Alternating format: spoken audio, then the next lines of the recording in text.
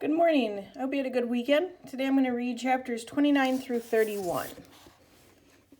Chapter 29. It wasn't easy to break into Greeper's house. Even though the place was old, scruffy, and unloved, Greeper had locked every single window and door. They went around the house trying everywhere, but nothing would budge. When they reached the window of the room where George had seen Cosmos only that morning, it looked like the great computer was no longer there. "But I saw him," protested George, "in that room." Annie and Susan looked at each other. Susan bit her lip to try to hide her disappointment. A fat tear snaked down Annie's cheek. "If we can't find Cosmos," she whispered. "Hang on a minute," exclaimed Susan. "Shush, you two. Listen." They all strained their ears as hard as they could.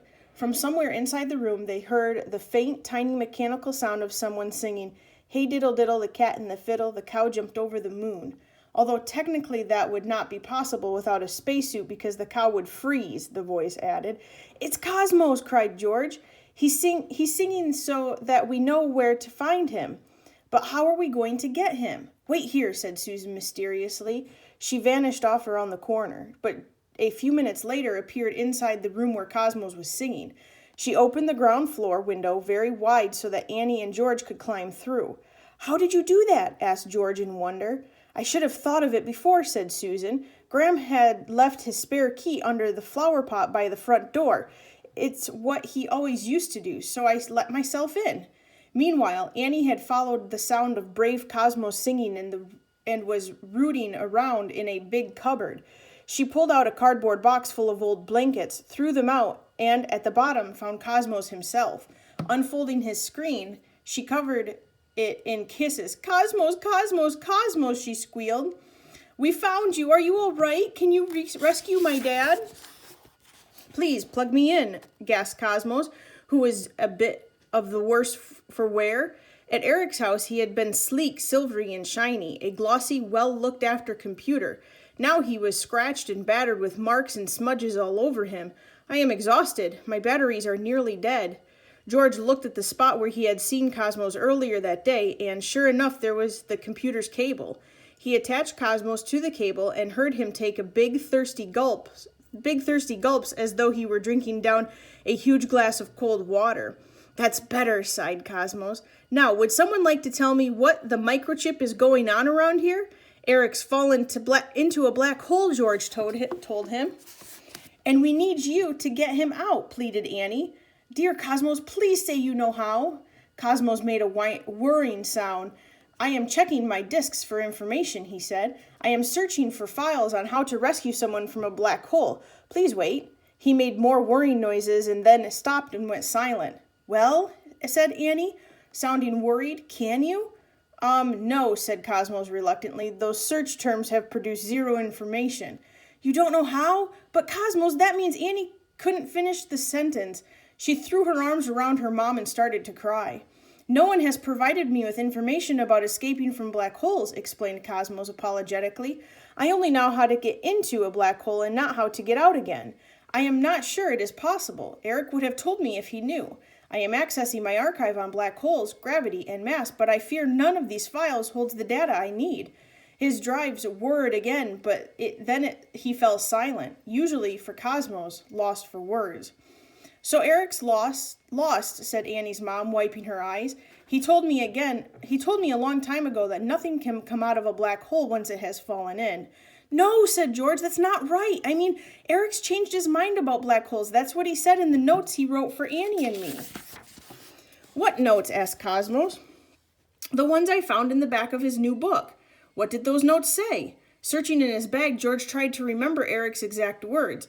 "Eric wrote that black holes are not eternal," he said. "They somehow spit out everything that falls in. Takes a long time, Radiation," corrected Cosmos. "Do you have the book? Maybe I can download the information from it and work something out." "Yeah, radiation, that's it." George had found Eric's big book on black holes and handed it over to Annie. "But Cosmos, we've got to be quick. As soon as Greeper sees I'm not at school to give my talk, he'll come right back here." "We'd be a lot quicker if Eric had bothered to update my system properly in the first place," Cosmos sniffed. "Perhaps he meant to, but forgot," said George. "Typical," said Cosmos. "Do you mind?" said Annie angrily. "Could we hurry up?" Of course, said Cosmo, sounding serious again. Once I have the new information, I can start right away. Annie attached the book to my book port.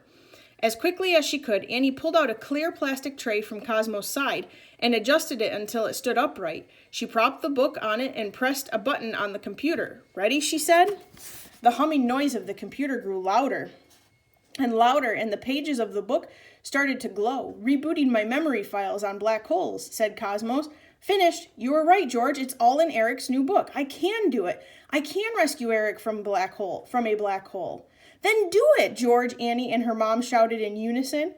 Annie pressed the enter button on Cosmo's keyboard, and the portal window appeared in the middle of the room. On the other side of it was a very distorted view of somewhere in outer space. In the middle was a black patch. It's the black hole, cried George. Correct, replied Cosmos. That's where I left you and Eric. The view seemed very still, as though nothing was happening. Cosmos, why aren't you doing anything? Asked Annie. It takes time, replied Cosmos. I need to pick up all the little things that come out of a black hole. Most of them are so small you can't even see them. If I miss one, I may not be able to reconstruct Eric. I will have to filter out Eric from every single object that ever fell in the black hole. What do you mean, reconstruct? Asked Annie's mom. The black hole expels particles by one. Each time a particle gets out, the black hole expels more the next time. So it gets quicker and quicker all the time. I'm fast-forwarding time by billions of years. Please let me work. I need to pick up everything. George, Annie, and her mom fell silent and stared through the window, each willing Cosmos to get it right. After a few minutes, the black hole still looked exactly the same as it had before. But then, as they watched, it started to shrink, and the space around it became less and less distorted. Once the black hole had begun shrinking, it got smaller and smaller, faster and faster. Now they could see an enormous number of particles that seemed to be coming from the black hole itself. Cosmos was making a whirring noise that was getting louder and louder as the black hole shrank.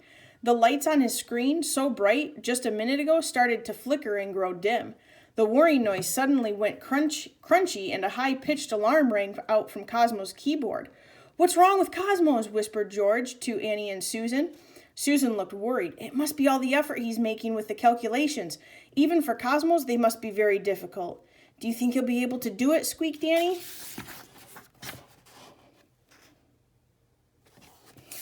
We just have to hope, said Susan firmly. Through the window, they saw that the black hole was now the size of a tennis ball. Don't look, cried Susan. Cover your eyes with your hands. The black hole became very bright and then suddenly exploded, disappearing in the most powerful explosion the universe could withstand. Even with their eyes closed, George, Annie, and her mom could see its light. Hold on, Cosmos, shouted Annie. Cosmos gave a horrible groan and shot a green blaze of light from his screen as some white smoke rose from his circuits. Eek! Cosmos started to shout, but his voice was cut off before he reached the end of the word. The light suddenly vanished, and then when George opened his eyes, he saw that the window was no longer there. Instead, the portal doorway had appeared. It burst open, and the room in Dr. Reaper's house was flooded with the fading flash of brilliant light from the explosion. Standing in the middle of the doorway was the figure of a man in a spacesuit. Behind him, the portal doorway opened on a quiet place in space where the black hole was no more. Chapter 30. Eric took off his helmet and shook himself like a dog after a swim. That's better, he said. He looked around. But where am I? And what happened? A pair of eyeglasses with yellow lenses slid off his nose, and he looked at them in bemusement. These aren't mine. He glanced at Cosmos, but Cosmos' screen was blank and black smoke drifted from the keyboard. Annie rushed forward and hugged him. Dad, she squealed, you fell into a black hole and George had to rescue you, and he was so smart, Dad. He found out from the notes you left him that you could escape from a black hole. But first he had to find Cosmos. Cosmos was stolen by a horrible man who... Slow down, Annie, slow down, said Eric, who seemed rather dazed. You mean I've been inside a black hole and have come back? That's incredible. That means I've got it right. That means all the work I've done on black holes is correct. Information that goes into a black hole is not lost forever. I know that now. That's amazing. Now if I can come out of... Eric, said Susan sharply. Eric jumped. Oh, Susan, he said, looking rather sheepish and embarrassed. He handed over the yellow glasses. I don't suppose, he said apologetically, you have a pair of You have a spare pair of my glasses with you. I seem to have come out of the black hole wearing someone else's.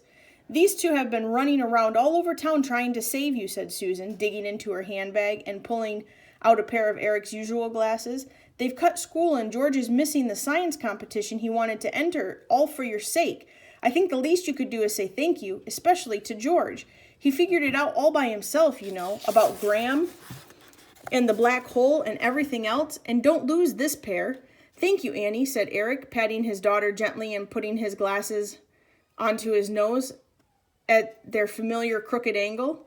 And thank you, George. You've been very brave and very smart. That's all right, George started to his feet. It wasn't me, really. It was Cosmos. No, it wasn't, said Eric. Cosmos could not have got me back without you. Otherwise, I'd be here already, wouldn't I? Suppose so, said George gruffly. Is Cosmos all right? The great computer is still silent and a black screen. Eric untangled himself from Annie and went over to Cosmos. Poor old thing, he said, unplugged the computer, folding him up, and tucked him under his arm. I expect he needs a bit of rest. Now I'd better get home right away and write up my new discoveries. I must let all these other scientists know immediately that I've made the most astonishing... Susan coughed loudly and glared at him. Eric looked at her puzzled. What? He mouthed. George, she mouthed back. Oh, of course, he said Eric out loud, striking his hand against his forehead. He turned to George. I'm so sorry. What I meant to say was that, first of all, I think we should go back to your school and see if there's still time to enter the science competition. Is that right? He asked Susan, who nodded and smiled. But I'm not sure, protested George. We can go through the presentation in the car, said Eric firmly. He started clanking towards the door in his spacesuit. Let's get moving. He looked around to find that no one was following him. What now? He asked, raising his eyebrows. Dad, said Annie in a disgusted tone, you're not going to George's school dressed like that, are you? I don't think anyone will notice, said Eric, but if you insist. He peeled off his spacesuit to reveal his ordinary everyday clothes below, then ruffled his hair. And anyway, where are we? I don't recognize this place. This, Eric, said Susan, is Graham Reaper's house. Graham wrote to you that note that sent you into outer space. And while you were there, he stole Cosmos, thinking this would mean you would never come back. No, Eric gasped. Graham did it deliberately? He stole Cosmos? I told you he'd never forgive you. Oh, dear, said Eric sadly, struggling to pull off his space boot. That is very unhappy news. Eric, piped up George, what did happen with you and Reaper? I mean, why did he want you to be eaten by a black hole, and why won't he ever forgive you? Oh, George, said Eric, shaking off his space boot. It's a long story. You know that Graham and I used to work together. He reached into his inside pocket of his jacket for his wallet. From it, he took out a crumpled old photo and handed it to George. In the picture, George saw two young men standing in between them was an older man with a long white beard. Both the young men were wearing black gowns and white fur-lined hoods, and all three were laughing at the camera. The man on the right had thick dark hair and heavy framed glasses that even then were sitting in a slightly strange angle. But that's you, said George, pointing at the photo. He examined the face of the other young man. It was strangely familiar. And that's Reaper. But he looks really nice and friendly, not scary and weird like he is now. Graham, said Eric quietly, was my best friend. We studied physics together at the university, the one here in town. The man you see in the middle was our tutor, a brilliant cosmologist. He invented the concept of cosmos, and Graham and I worked together on the early prototypes. We wanted a machine that would help us to explore outer space so that we could extend our knowledge of the universe. At the beginning, Graham and I got along very well together, Eric continued, gazing into the distance. But after a while, he became strange and cold. I started to realize he wanted Cosmos all for himself. He didn't want to go on a quest for knowledge to benefit humanity. He wanted to use Cosmos to make himself rich and powerful by exploiting the wonders of space for his own good. You have to understand, he added, that in those days, Cosmos was very different. Back then, he was a gigantic computer, so big he took up a whole basement. And yet, he wasn't even half as powerful as he is now. Anyway, one evening when Graham thought he was alone, I caught him. He was trying to use Cosmos for his own terrible plans. I was there and I tried to stop him. It was dreadful. Everything had to change after that. Eric fell silent. What? After the terrible thing happened? Asked Annie. Susan nodded. Yes, honey, she said. Don't ask your father any more questions about it. That's enough for now. Chapter 31. Back at George's school, the pupils in the hall were getting restless and bored. Kids were shifting around in their seats, whispering and giggling as a series of nervous, solemn-faced competitors from the different schools battled to gain their attention. However, no one was more agitated or jumpy than Dr. Reaper, who was sitting in the front row with the principal and the other judges. Sit still, Reaper. Good heavens, man, hissed the principal out of the side of his mouth. He was feeling very irritated with Dr. Reaper for behaving so badly in front of the teachers and principals from the other schools. So far, he hadn't bothered to listen to any of the presentations and hadn't asked a single question. All he had done was anxiously check the order in his program and crane his neck around to look at the hallway behind him. I'll just go make sure George is up to speed with his speech, Reaper whispered back to the principal. You will not, spluttered the principal. George will do perfectly well without you. Try and show some interest, would you? You're letting the school down. The boy on stage finished his speech on dinosaur remains. So that, he concluded brightly to his tired audience, is how we know that dinosaurs first walked the earth 230 million years ago. The teachers dutifully clapped as he clambered down from the stage and went back to join his school group. And the principal stood up. And now, he said, reading from his notes, we have our last contestant, our own George Greenby from this very school. Can we give him a big welcome to George, whose topic today is? The principal paused and read his notes again. No, that's correct, said Dr. Reaper hurriedly. He stood up. George's talk will be on the subject of Cosmos, the world's most amazing computer, and how he works. Hooray for George, he cheered, but no one joined in. Then a long silence followed as everyone waited for George to appear. When he didn't, the noise level in the room rose as the kids, sensing the prospect of a swift end to the school day, rumbled with excitement. The principal looked at his watch. I'll give him 2 minutes, he said to the other judges. If he hasn't shown up by then, he'll be disqualified and we'll get on with the prizes. Just like the pupils, the principal was thinking how nice it would be to get home early for once, so he could put up his feet with no pesky kids getting in the way. The clock ticked, but there was still no sign of George. With just seconds to go, the principal turned to the judges and was about to announce the competition was closed when a flurry of activity at the back hall caught his attention. A group of people seemed to have come in, 2 adults, one with a laptop computer under his arm, a blonde girl, and a boy. The boy ran straight up to the front of the hall and said, Sir, am I still in on time? Yes, George, said the principal, relieved that he had shown up after all. Get yourself onto the stage. Good luck. We're relying on you. George climbed into the big school stage and stood right in the very middle. Hello, everyone, he said in a thin voice. The crowds in the hall ignored him and carried on pushing and pulling and pinching each other. Hello, George tried again. For a moment he felt sick with nerves and very foolish standing there by himself, but then he remembered what Eric had said to him in the car on the way there, and he felt more confident. He pulled himself straight up, threw his arms out to either side, and yelled, Good afternoon, Alderbash School. The kids in the audience fell silent and in surprise. I said, bellowed George again, Good afternoon, Alderbash School. Good afternoon, George, the room shouted back at him. Can you hear me at the back? Asked George in a loud voice. Leaning on the wall at the back of the hall, Eric gave him a thumbs up. My name, continued George, is George Greenby, and I am here today to give a talk. The title of my talk is My Secret Key to the Universe. No, cried Dr. Reaper, jumping out of his seat. That's wrong. Hush, said the principal angrily. I'm leaving, said Dr. Reaper in a furious temper. He tried to storm out of the hall, but got halfway down the center aisle when he saw Eric standing at the back.